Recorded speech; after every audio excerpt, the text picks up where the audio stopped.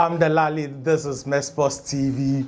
Welcome back. And if it's your first time, please subscribe.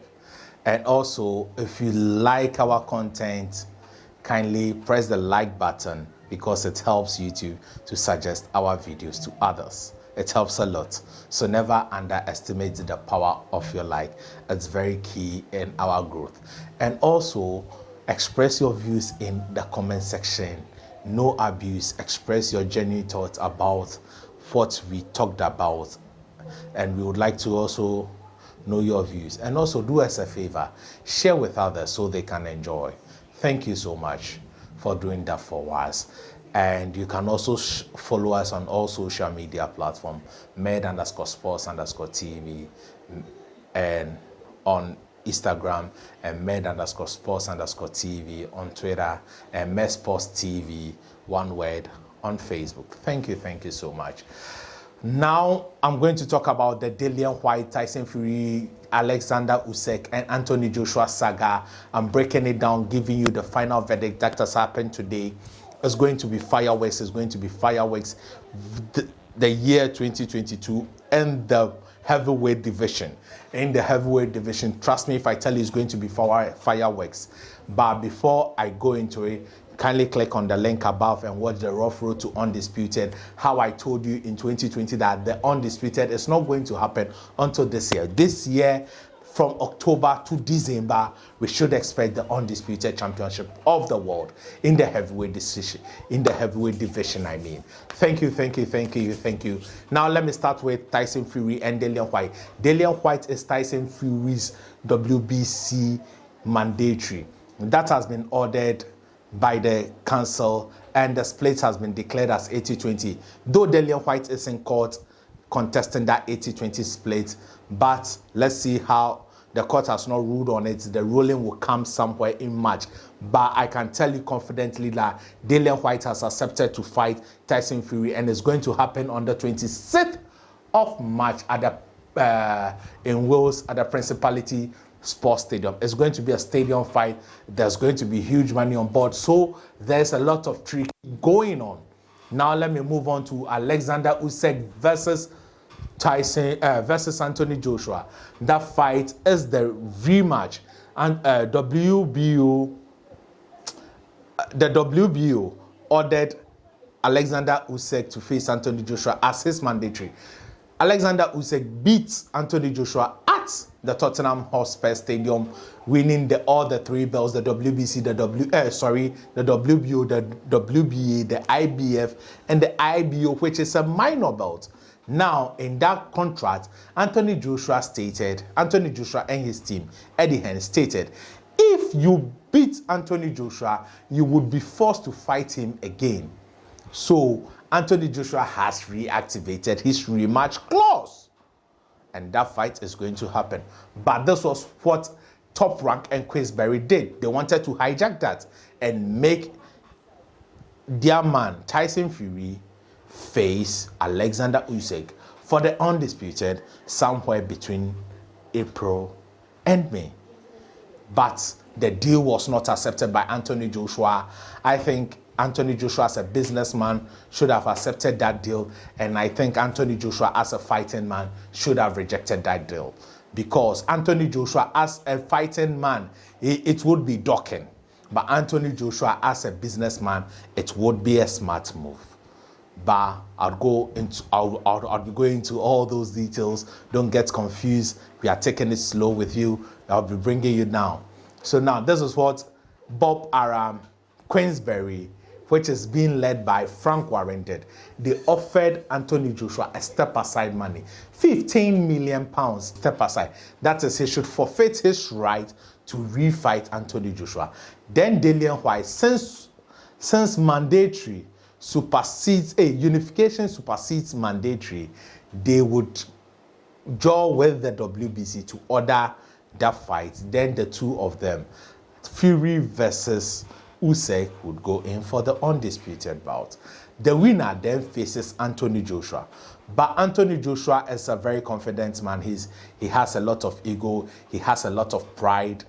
And he says, no, I'm not taking that step aside money, because I want to fight for the right. I want to fight and earn the right to fight for the undisputed. And that is a very bold step. I think Alexander Usyk beats him again, but for Anthony Joshua to do that, salute to AJ. Salute to AJ. Salute to AJ. That is a very bold step. Most boxers would have dogged the Usyk fight and taken the money, 50 million pounds, sitting in your couch, and you earn 50 million pounds, no punches received. Then you also earn the right to fight the winner and become undisputed. Shortcuts to victory. But Anthony Joshua wants it the hard way because of his Nigerian pride. That is the Niger know they carry last. So he wants to show that he is the big dog here, and he wants to beat Usyk himself and later face the other person with the WBC belt for the undisputed bout. In as much as the undisputed bout, they are tricky. Now, Dillian Whyte today, Dillian Whyte and Tyson Fury, they both agreed they are going to fight each other after the long battle with Dillian Whyte and the WBC, the 80-20 split and the 5.5 million pounds offer, and Dillian demanding a 10. All those seems to be clear, and Dillian Whyte would fight Tyson Fury at the Principality Stadium, and it's going to be fireworks. Though Anthony Joshua and Usyk may also repeat at the Tottenham Hotspur Stadium or at Wembley, we don't know. But the winner of those two fights, so it's a sort of a semi-final. The winner then goes into the final. But here are my thoughts on this whole saga. I think Tyson Fury and his team were trying to look smart and give him a shortcut to victory. But for Tyson Fury's legacy, for him to be regarded as the best of this generation, he needs to beat these three other men who are in pole position with him. He needs, like I said, and he has beaten someone from the past generation. He must at least beat two champions from this generation, beat a mandatory, and beat a person from the next generation to be regarded as the best. That is what the likes of Muhammad Ali did. That is what Larry Holmes did, Jack Dempsey, Lennox Lewis, Vitaly Klitschko, Vladimir Klitschko. This is what they did. They beat generational fighters, beat people in their prime, face their mandatories, and also beat the next generation. Though Vladimir did not succeed in beating the next generation because he lost to Fury and he lost to Joshua. But he is still a legend in the game. So Tyson Fury, in order to be regarded as the best, he has beaten Vladimir. He has beaten a current champion who is in the person of Deontay Wilder. Right? Now, he needs to face his mandatory, which is Dillian Whyte. If he faces his mandatory, then he unifies. Now he enters a unification bout to become undisputed. If he becomes undisputed, then he faces a younger fighter, a Tony Yoka, Hegovich, any of the top young guys, Dubois, Gerald Anderson, any of them. He beats these people, then you can call him a total legend of the game. His legacy will not be contested. Fast forward to Anthony Joshua. Anthony Joshua has also beaten Vladimir Klitschko. He has also beaten Anthony Joshua has beaten two champions. He has beaten Charles Martins, and he has beaten Parker. He has beaten a man who has also avenged his loss. Though he has lost two times, he has avenged his loss. Now he is looking forward to avenge the second one in order to come on an even playing field. Then, if he wins, he also fights in a unification bout, which he has already done. But this time, it will be for the undisputed. Then he fights someone from the next generation, like I mentioned, a Yoka, a Dubois, or anyone from the next generation. Then he becomes a legend of this generation, undisputed. When he puts his resume, You can't contest him. So this is it. This is it. These two men needs to do this thing to be regarded as the best. Whilst Alexander Usyk, he has already been undisputed at cruiserweight. So his legacy is uncontested. He did that in less than 17 fights.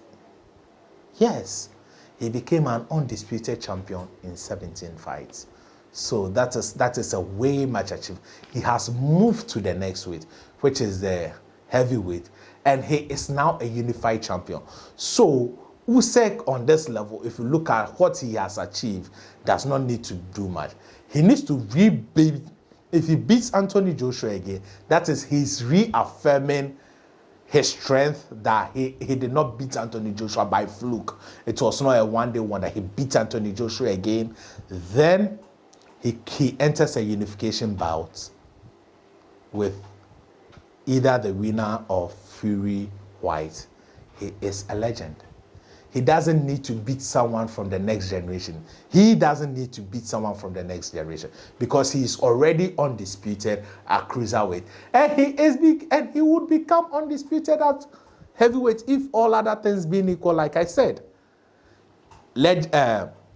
Undisputed in 2 divisions. He is a legend. No one can contest him. So he doesn't need someone from the younger generation to cement his legacy. He needs 2 more fights. Beat Anthony Joshua again. Beat the WBC title holder, and his legacy is cemented. That is it. But this is what is happening. We are going to see Anthony Joshua versus Alexander Usyk somewhere in April or May. Then Fury versus White is scheduled for the 26th of March. That is it. This is very exciting for the heavyweight division. Good news for all sports lovers. Then between October to December, we would have the Undisputed Championship. This is a clear path. I think everybody signs up to this, and we are happy as boxing lovers, as sports lovers. And this will go a long way to bring joy to the sports we love. But we hope both teams sign the deals fast. We need to see this as much as possible. There should be no shenanigans. And though Tyson Fury, you know him already, he has started calling out the likes of Dillian White and Alexander Usyk, call him all sorts of unprintable names. He is a gentleman. Tyson and Anthony Joshua too. But Anthony Joshua, when it was reported he was stepping aside, came out with a video. I think he considered it, but decided that no, he is a fighting man and he should fight for the right to become undisputed, not just earn it with a paperwork. If not, he would be regarded as a paper undisputed champion. So I think Anthony Joshua took the right decision as a fighting man, but not the best decision as a businessman. And Fury should also face his mandatory, to be fair enough. He should face his mandatory, beat his mandatory, and also earn the right to contest for the Undisputed Championship. And it's going to be a sort of a nice World Cup semi-final before the final. I think this is exciting. So this episode is going to entitle Semi-Final to the Undisputed Heavyweight Championship. Thank you for watching. Stay positive. Au revoir. But remember, there is no limit to greatness. Go out there and be great. If you have not hit the subscribe button, please do subscribe. And also press the like button. Express your views in the comment section. Recommend best posts to other people, and also share so others can enjoy. Thank you. Stay positive. Au revoir. Bye-bye.